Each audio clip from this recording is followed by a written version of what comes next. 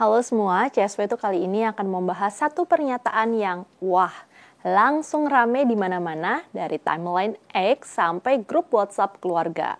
Yap, kita mau ngomongin soal pernyataan Kang Deddy Mulyadi, Gubernur Jawa Barat yang baru aja dilantik tapi terus disorot media karena kebijakannya.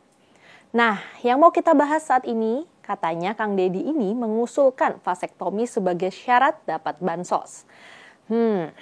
Vasektomi disyaratkan buat bansos. Yuk kita bahas kenapa ini menjadi heboh. Pertama, isu ini tuh menyentuh dua hal yang super sensitif. Yang pertama, tubuh dan hak reproduksi seseorang. Yang kedua, bantuan sosial alias kebutuhan dasar rakyat kecil. Nah, dua hal ini kalau digabung, ya udah pasti meledak di publik. Kang Deddy Mulyadi tuh bilang gini, orang yang mau terus-terusan minta bantuan tapi anaknya nambah terus ya harus mau vasektomi. Katanya ini tuh demi menekan angka kemiskinan dan ledakan penduduk. Buat yang belum tahu vasektomi itu apa, vasektomi itu adalah prosedur medis untuk pria agar nggak bisa membuahi sel telur, alias mencegah kehamilan. Bukan kebiri ya, ini tuh beda banget. Tapi tetap aja, ini tuh menyangkut tubuh orang. Dan itu bikin banyak orang tuh naik pitam, terutama para lelaki. Setelah pernyataan Kang Deddy ini naik ke publik, langsung deh gelombang penolakan datang. Komnas HAM langsung angkat suara. Mereka bilang pemaksaan steril atau syarat bantuan dengan kontrol tubuh itu udah masuk pelanggaran HAM. Nggak bisa tuh negara atau calon pemimpin seenaknya ngatur isi badan rakyat cuma karena alasan efisiensi anggaran.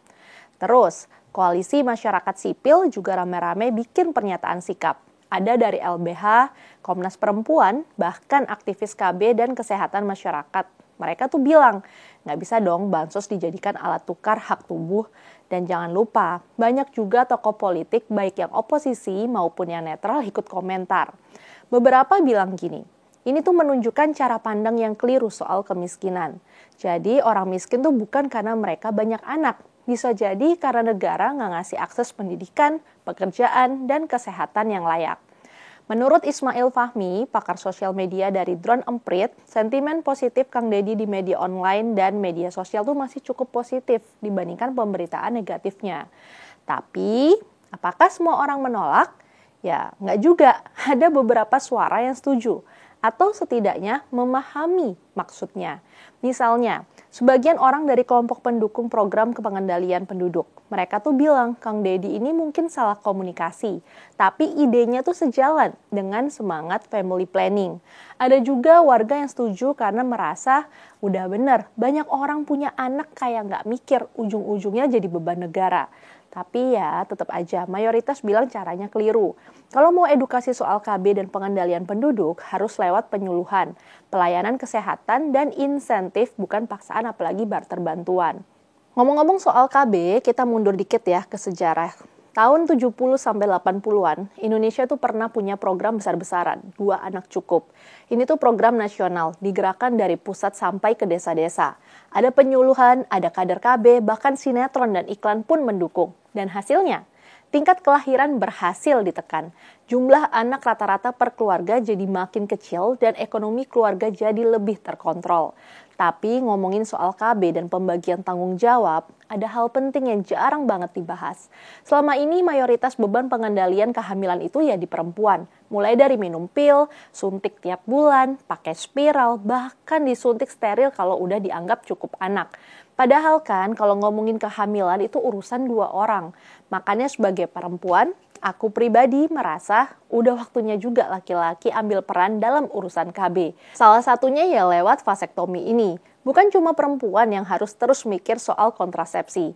Bayangin, perempuan itu udah hamil 9 bulan, melahirkan, ngurus anak, kadang sambil kerja juga, terus disuruh juga mikirin KB. Sementara sebagian laki-laki cuma tahu kerja dan pulang, tapi soal anak diserahkan semuanya ke istri. Jadi kalau Kang Deddy ini mau ngajak diskusi soal vasektomi, menurutku ini sih penting banget. Tapi harus dari pendekatan edukasi, kesetaraan, dan kesadaran bersama. BTW, reaksi orang-orang di lapangan tuh memang bermacam-macam. Kita coba rangkum nih dari berbagai media sosial, forum, dan obrolan warung kopi. Yang pertama, idenya mungkin bagus tapi cara komunikasinya itu loh parah. Yang kedua, ya elah orang susah mau makan aja disuruh vasektomi. Yang ketiga, Lah, kalau udah vasektomi terus bansosnya dipotong juga, gimana? Mau protes kemana? Yang keempat, harusnya negara itu kasih edukasi, bukan ultimatum. Tapi ada juga yang bilang, masyarakat juga harus diajarin tanggung jawab. Kalau udah miskin, jangan nambah anak terus. Ya wajar sih pendapat itu, tapi lagi-lagi pertanyaannya, siapa yang bisa menentukan itu semua secara adil dan manusiawi? Sebagai tim perempuan, aku pribadi sih setuju ya, tadi udah dibilang kalau vasektomi ini mulai lebih dibicarakan. Selama ini beban pengendalian kehamilan tuh selalu jatuh ke perempuan, mulai dari pil KB, suntik, spiral, sampai steril. Padahal hubungan itu kan dua arah. Masa urusan pencegahan cuma ditanggung satu pihak saja? Kalau vasektomi ini mulai dilihat sebagai opsi yang setara, itu bisa jadi langkah yang progresif. Supaya perempuan gak terus-terusan lagi jadi sapi perah dalam pernikahan, dituntut untuk hamil, lahiran, ngurus anak, terus diulang lagi seperti itu, tanpa ada refleksi soal kesiapan ekonomi, kesehatan, dan masa depan. Jadi, kalau ada edukasi soal vasektomi, terutama buat laki-laki, kami di CSW sangat mendukung. Tapi ya itu tadi, harus lewat pendekatan yang adil. Gagasan pengendalian penduduk itu penting. Kita semua paham kok, negara yang sehat adalah negara yang mampu mengatur jumlah penduduk dengan ekonomi. Gimana nih menurut penonton CSW? Setuju nggak dengan pernyataan Kang Deddy Mulyadi soal vasektomi dan bansos? Tulis di kolom komentar ya, kita diskusi bareng. Saya Rizka Putri, undur diri.